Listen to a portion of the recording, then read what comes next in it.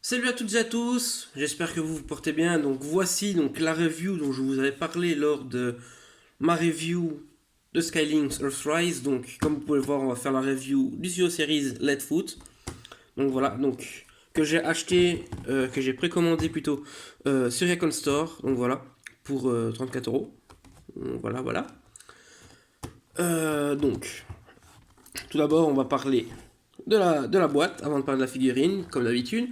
Donc tout d'abord, donc artwork de Let Foot, donc voilà, numéro 68, Studio Series, logo Autobot, Let Foot, Transformers Dark of the Moon, parce que oui, il vient de ce film-là, donc 8 ans et plus, Hasbro, Transformers, écran rouge sur fond noir, le logo Generation, le logo de Takara Tomy, de ce côté-ci, donc encore un artwork de Let Foot, le logo Transformers authentique pour montrer que c'est un officiel, donc le logo Autobot ici.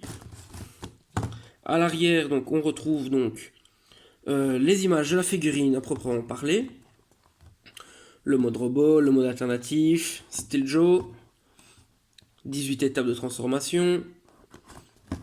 On voit ici taille apparence décor inspiré du grand écran, Transformers Arc of the Moon encore une fois, Let Foot. On a aussi une petite bio donc qui dit Let Foot et les Wreckers pulvérisent les Decepticons. J'aurais pu Tsodi et Cartel, mais bon, ça revient au même. Donc le logo General Motors. On a ici un QR code dont je ne sais pas à quoi il sert parce que je n'ai pas regardé. Donc voilà. La petite pub NASCAR. Enfin, je dis pub même si c'est pas vraiment une. Donc on a démonstration avec le décor qui est inclus. Encore une fois le logo Hasbro. Hop. Ici encore une fois numéro 68. Studio Series.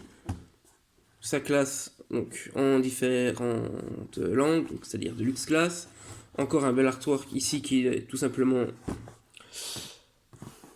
le même qu'ici mais avec un zoom sur la tête. Donc au-dessus Transformers Arc of the Moon et en dessous voilà des trucs Lego.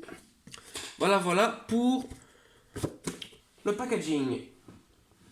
Donc maintenant parlons de la figurine à proprement parler. Donc voilà donc déjà je suis très très content de l'avoir. Voilà. Parce que je n'avais pas pu mettre la main dessus en 2011 pour l'exemplaire donc, de la gamme Dark of the Moon qui était quasiment introuvable. Donc voilà. Et qui, si on décidait d'acheter sur eBay par exemple, ben fallait vendre un rein. Donc voilà. Donc pour vous dire à quel point il coûtait cher à l'époque.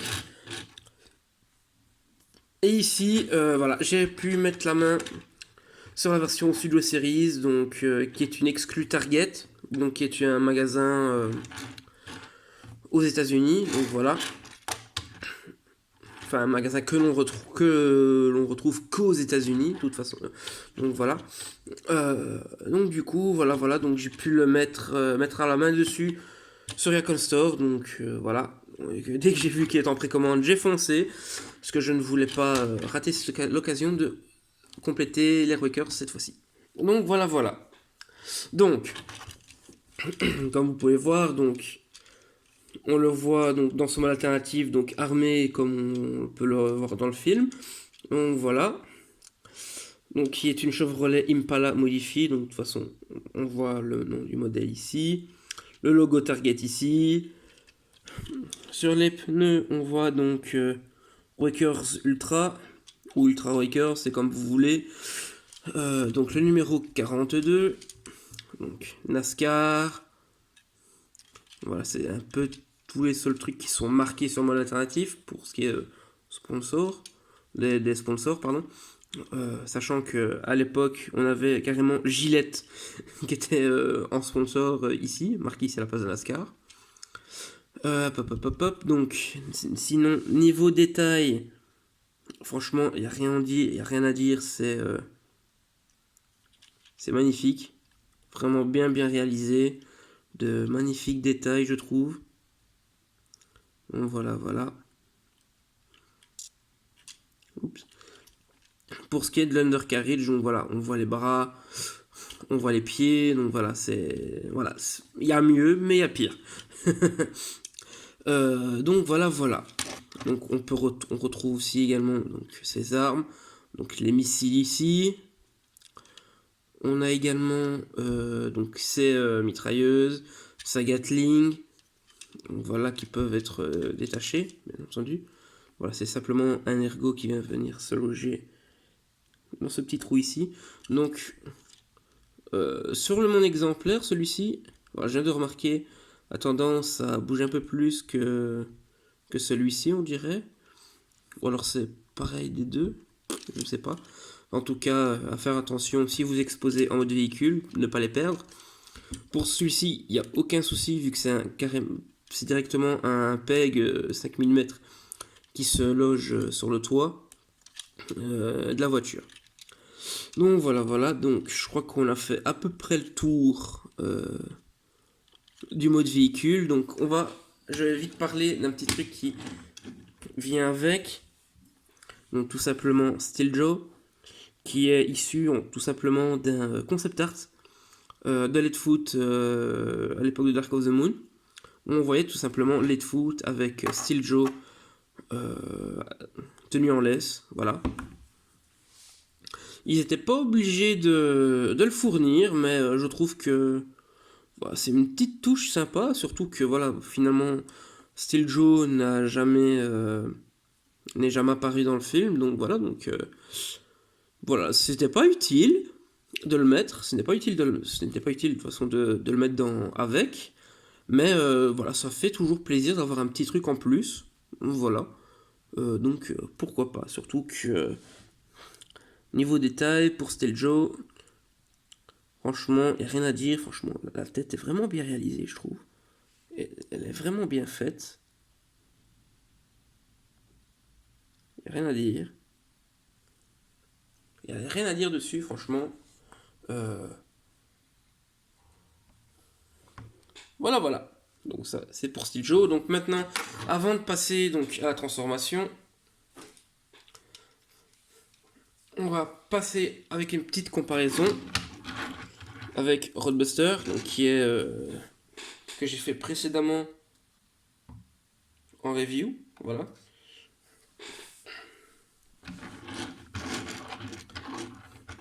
Donc voilà, il n'en reste plus qu'un qui est tout simplement top spin. Donc j'essaierai de me le procurer le plus vite possible parce que voilà, j'ai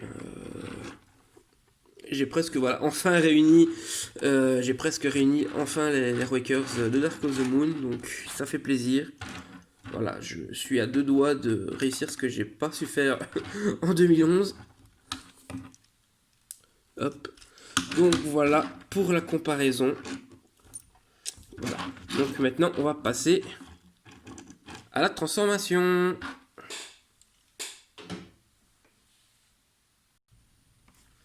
Donc pour ce qui est de la transformation, donc on va tout d'abord enlever ces petits accessoires.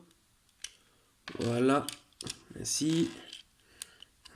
Hop, que l'on va mettre de côté. Ensuite, donc, on va venir déclipser ceci en premier lieu.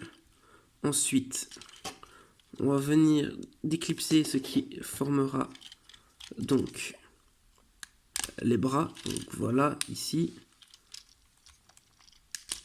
Voilà. Ensuite, donc on va les mettre ici sur le côté comme ceci. Ensuite, on va venir donc séparer l'air du véhicule en deux comme ceci.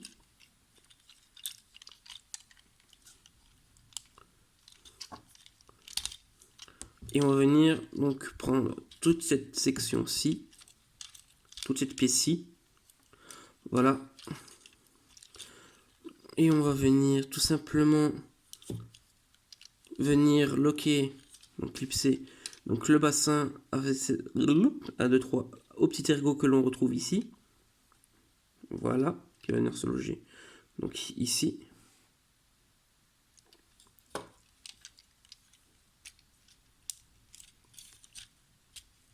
Comme ceci. Enfin, en tout cas, ça ne s'éclipse pas, c'est juste posé. Mais bon. Ensuite, donc, vous prenez toute cette partie-ci, toute cette section-ci, donc, avec les réacteurs et tout ça.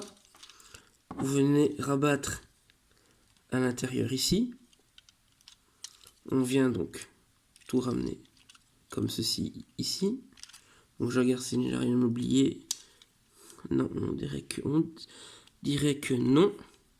Donc voilà, vous positionnez ici. Donc voilà, on laisse les bras comme ceci. Ensuite, donc vous avez cette section-ci qui va venir pivoter. Ah non, j'ai fait oublier un truc. Donc cette pièce-ci, donc le centre du capot avec le logo Target, on va venir soulever. Ensuite, on tourne le panneau et on vient donc rabattre donc tout ceci. Non, attendez.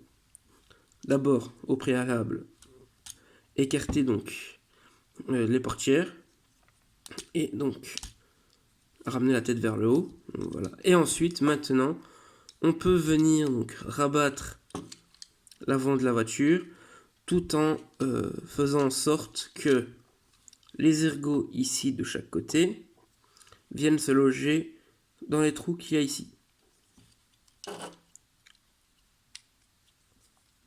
Pour clipser le tout, pour maintenir le tout en place.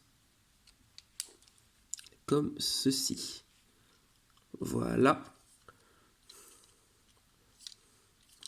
Ensuite, pour ce qui est des jambes, vous allez donc prendre l'articulation qu'il y a ici,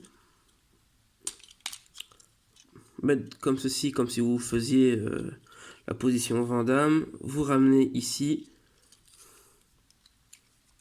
on ramène comme ceci vers l'avant, et donc là ça s'est fait automatiquement, mais voilà, vous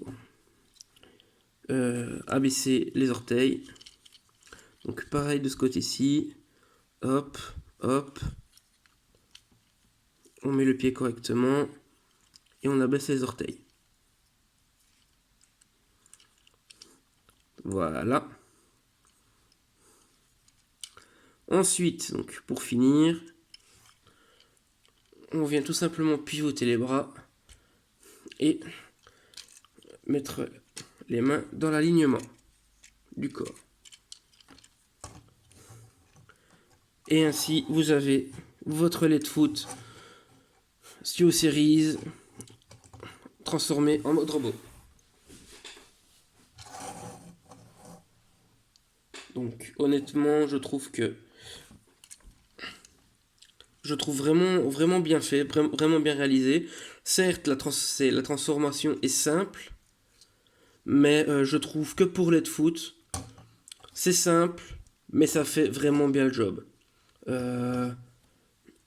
Voilà, ça, vraiment, c'est une transformation simple, mais je trouve que, justement, c'est cette transformation simple qui rend justice, tout simplement, au mode robot. Donc voilà. Même si la transformation de la version de 2011 est franchement superbe, vraiment bien imaginée. Mais dans ce cas ici, je trouve que même si la transfo est relativement simple, je trouve que ça rend justice à la figurine pour le coup. Donc, voilà. Donc maintenant, on va rajouter les accessoires. Donc on va d'abord commencer par sa Gatling, que l'on peut mettre soit ici, sur les épaules. Contrairement à la version de 2011 qui, elle, la Gatling restait donc tout simplement sur le backpack. Voilà. Malheureusement. Ensuite, donc, on a donc le mitrailleuse ici qui vient tout simplement se plugger sur les ergots ici. Hop.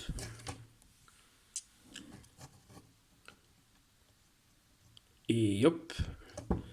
Et encore une chose, donc on a donc les missiles qui, donc j'hésite encore pour la position des missiles, qui eux viennent se loger donc tout simplement sur les côtés.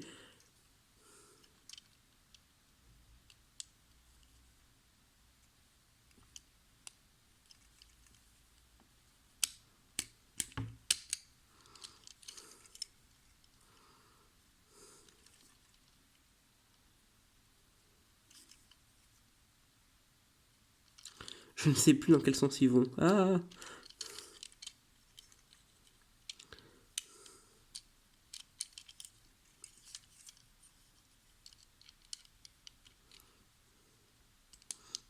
Comme ça. Voilà.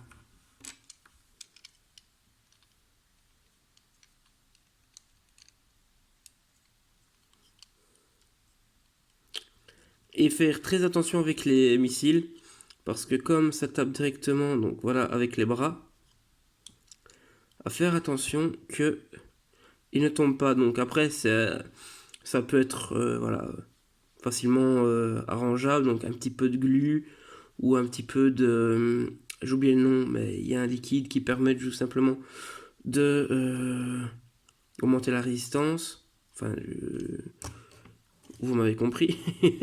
Tef, on en avait parlé dans une de ses reviews, mais je n'ai complètement oublié le nom de ce produit, donc c'est pas grave. Et donc voici donc Leadfoot armé, prêt à démonter du Decepticon.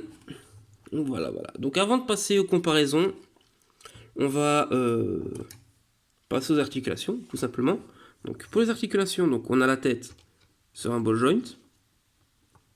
Donc on peut faire à 360, il n'y a pas de souci. Il peut regarder un peu vers le bas, un peu vers le haut. On a l'épaule ici sur un ball joint.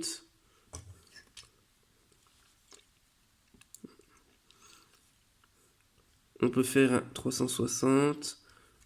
Et également, voilà, comme j'ai dit, faire attention parce que ça peut déloger les missiles. On a donc un pivot ici, juste au-dessus du coude. On a donc l'articulation du coude un peu plus, on dirait, que 90 degrés.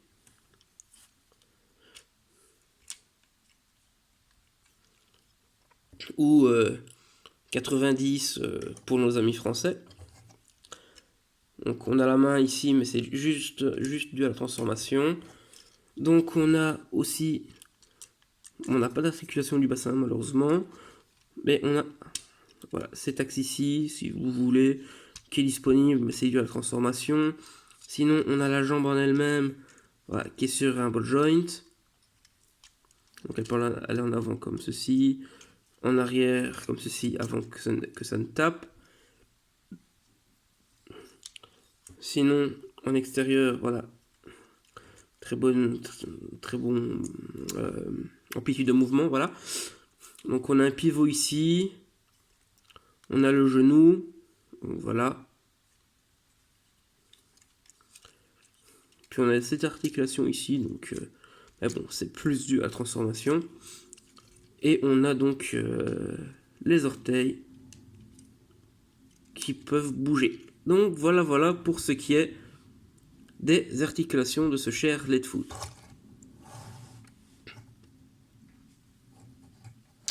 Donc on va donc lui ramener son petit style Joe à côté.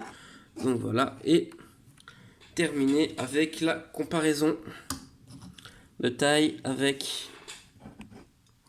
ce bon vieux Roadbuster. Donc voilà. Donc on peut voir donc que Roadbuster, voilà, comme dans le film, est plus grand que Leadfoot. Mais il me semble qu'il était plus grand que ça, ou alors c'est juste moi qui m'imagine des trucs. Mais en tout cas, tant que Roadbuster est plus grand que Leadfoot, sachant que Leadfoot est le plus petit des trois. Donc voilà, des trois truckers. Donc voilà ce que ça donne avec le petit Roddy. il ne restera plus qu'à me procurer, donc Top Spin, comme j'ai dit en début de vidéo. Donc, est-ce que je vous le... On arrive à la fin de la vidéo, donc est-ce que je vous le recommande? Alors oui. Honnêtement, même si... En tout cas, enfin, je vais dire ça plus simplement. Euh, Honnêtement, si vous avez déjà la version de 2011, honnêtement, je ne pense pas que cela serve, on va dire, de dépenser votre argent dans cette version de Let Foot. Si vous avez euh, celui de 2011, hein, tout simplement, si vous êtes l'un des rares chanceux à l'avoir, euh, ou si vous voulez tout simplement, mais si vous voulez donc quand même pour avoir les trois Wreckers dans leur mode alternatif, armé, sachant que Roadbusters, la version 2011, n'est pas accurate au film en mode alternatif.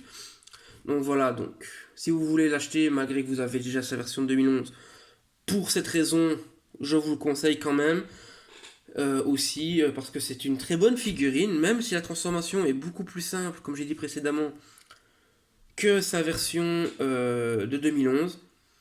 Je trouve que dans le cas de Foot, je trouve qu'une transformation simple est ce qui va de mieux pour lui, sachant qu'il a un design assez atypique, sachant que l'avant de la voiture forme sa bedaine. Voilà. C'est pas quelque chose qu'on voit souvent. Mais en tout cas, non, franchement, c'est une très bonne figurine quand même. Euh, Enfin voilà quoi, je ne sais plus trop quoi dire à part ça. Enfin, c'est quand même une bonne figurine, assez bien articulée. Bon, bien sûr, elle aurait pu être mieux articulée, notamment pour l'amplitude des jambes en arrière, qui tape dans le backpack, mais bon, voilà. Il n'a pas vraiment aussi un gros backpack. C'est vraiment cette partie-ci qui pend à l'arrière qui bloque l'articulation des jambes. Mais sinon, à part ça, niveau, comme j'ai dit, backpack, il n'en a pas. Il a juste le toit de la voiture. Mais sinon, voilà, comme je vous ai dit, je me répète encore une fois, je le vous recommande. Moi, je l'ai acheté sur Yakol Store au prix de 34 €. Donc voilà, donc si vous intéresse, donc voilà, allez-y. Si vous voulez compléter les Wakers, allez-y. Euh, il en vaut vraiment la peine, c'est vraiment une bonne version de Let Foot, très accurate aussi au film. Et donc voilà quoi. Donc n'hésitez pas à aller voir ma review de Roadbuster si vous ne l'avez pas vu également pour avoir mon avis dessus vu que je l'ai présenté ici dans la vidéo pour les comparaisons. Et aussi donc voilà, si vous voulez vous le procurer, donc voilà, n'hésitez pas à aller voir sur Yakon Store, c'est là que moi je l'ai acheté. Et si vous faites une commande, n'hésitez pas à utiliser le code promo Nelios qui sera mis ici en bas dans la description. Donc sur ce, je vous laisse et j'espère que la review vous a plu. Et je vous dis à la prochaine pour une nouvelle vidéo. Et d'ici là, portez-vous bien. Ciao ciao.